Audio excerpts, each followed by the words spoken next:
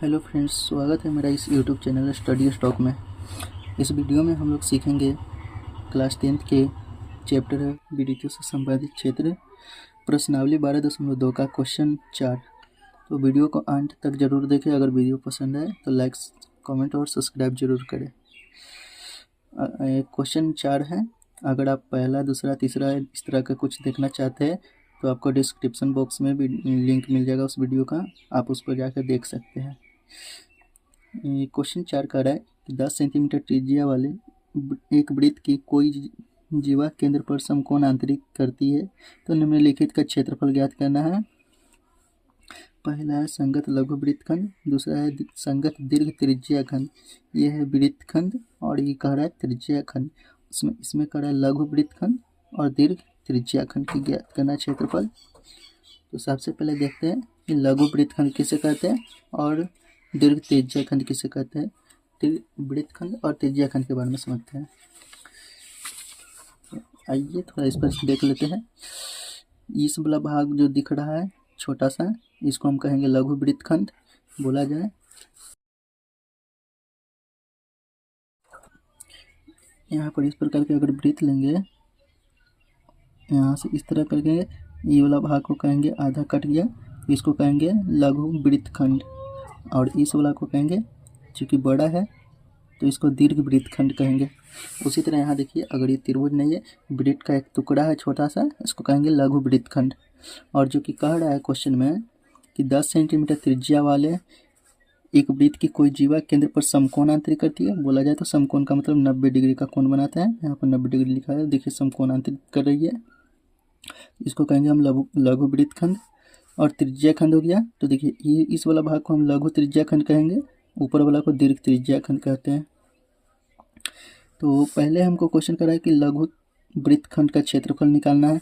बोला जाए तो इस वाला भाग का क्षेत्रफल निकालना है, जिसकी त्रिज्या है 10 सेंटीमीटर। तो हम लिख देते हैं यहाँ पर, ये है 10 सेंटीमीटर, इसका त्रिज्या हमारा कहलाएगा 10 सेंटीमीटर। ये त्रिभुज एक बना रहा है, समकोणांतरित कर रहा है, तो हम इसको कोण ओ नाम दे देते हैं, इसको ए और इसको बी। तो समझते थोड़ा, देखिए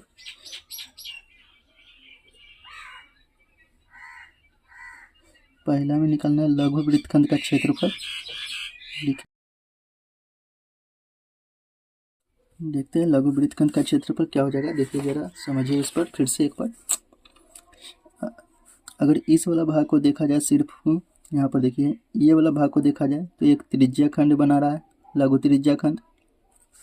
चूँकि हमको निकालना है ये वाला भाग, अगर त्रिज्या खंड के क्षेत्रफल लगाएंगे तो ये वाला भाग निकलेगा, और निकालना है छोटा सा भाग। तो अगर हम ये पूरा एक त्रिज्या खंड का क्षेत्रफल में से इस त्रिभुज के क्षेत्रफल को घटा लेंगे तो हमारा क्या निकल जाएगा, वृत्तखंड का क्षेत्रफल। तो चलिए यहाँ पर कैसे घटाना है, तो लिखेंगे त्रिज्या खंड का क्षेत्रफल और माइनस त्रिभुज AOB का क्षेत्रफल। यह है त्रिज्या खंड का क्षेत्रफल माइनस समकोण त्रिभुज AOB का क्षेत्रफल, समकोण त्रिभुज AOB का क्षेत्रफल। तो त्रिज्या खंड का क्षेत्रफल हमारा होता है पाई r स्क्वायर थीटा बटे 360 डिग्री, माइनस है समकोण त्रिभुज AOB। समकोण त्रिभुज AOB बना रहा है और समकोण त्रिभुज का क्षेत्रफल होता है 1/2 आधार गुना ऊंचाई, 1/2 आधार गुना ऊंचाई। तो इसमें देखिए, अगर ये समकोण बना रहा है तो इसमें आधार कौन हो जाएगा, वो भी हमारा आधार हो जाएगा, और ये वो ऊंचाई हो गया। तो आधार हमारा कौन हो जाएगा, आधार हमारा कौन हो जाएगा, OB हो जाएगा। आधार हमारा हो गया OB गुना ऊंचाई, आधार गुना ऊंचाई, ऊंचाई हमारा कौन हो जाएगा, OA हो जाएगा, OA। अब आप लोग बुक में देखिएगा, पाई का वैल्यू जो है 3.14 लेने के लिए कह रहा है, 3.14 गुने त्रिज्या, आर का मतलब त्रिज्या। त्रिज्या हमको कितना है, देखिए 10 सेंटीमीटर है, तो हम यहाँ पर कहेंगे 10 का स्क्वायर गुने थीटा, थीटा जो कि समकोण आंतरित कर रहा है तो 90 डिग्री का बनेगा, बटा में हो जाएगा हमारा 360 डिग्री, माइनस 1/2 और OB गुने OA चाहिए। देखिए ओ बी कितना है, ओ बी 10 सेंटीमीटर, ओ ए भी हमारा 10 सेंटीमीटर ही है, तो हम इसको लिख सकते हैं गुना 10 गुना 10। अब यहाँ दशमलव कट के नीचे के जीरो बैठेगा, क्योंकि 2 अंक बाद दशमलव है तो नीचे 1 पर 2 जीरो बैठ जाएगा, हो जाएगा 314 बटा 100 गुना 10 के स्क्वायर है 100 हो जाएगा, गुना 90 बटा 360 माइनस, इसको कटा लीजिए, 5 दूनी 10, 10 पचे 50 हो जाएगा, इसको भी कटा लीजिए, 1 जीरो से 1 जीरो, 9 चौको 36, 4 बार में कटेगा, 100 से 100 खत्म हो जाएगा। और इसके बाद 2 से कटा लीजिए, 2 दूनी 4, 2 से इसको कटा दीजिए, 15 दूनी 30 और 7 दूना के 14, 157 बटा 2 आ गया, 157 बटा 2 माइनस हो गया 50। अब इसको दशमलव में कटा लीजिए, हो जाएगा 7 दूना के 14 और 1 आएगा तो 8 दूना का 16.5 माइनस कितना हो जाएगा 50। फिर इसको घटाइएगा, तो घटाने के बाद आपको आएगा 70 8 78 20, यानी कि 28.5 सेंटीमीटर स्क्वायर। यह आपका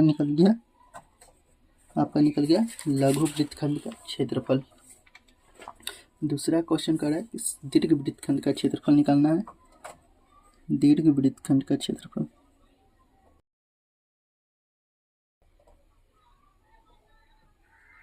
दीर्घ वृत्तखंड का क्षेत्रफल देख लीजिए थोड़ा। इसमें यह है हमारा दीर्घ वृत्तखंड।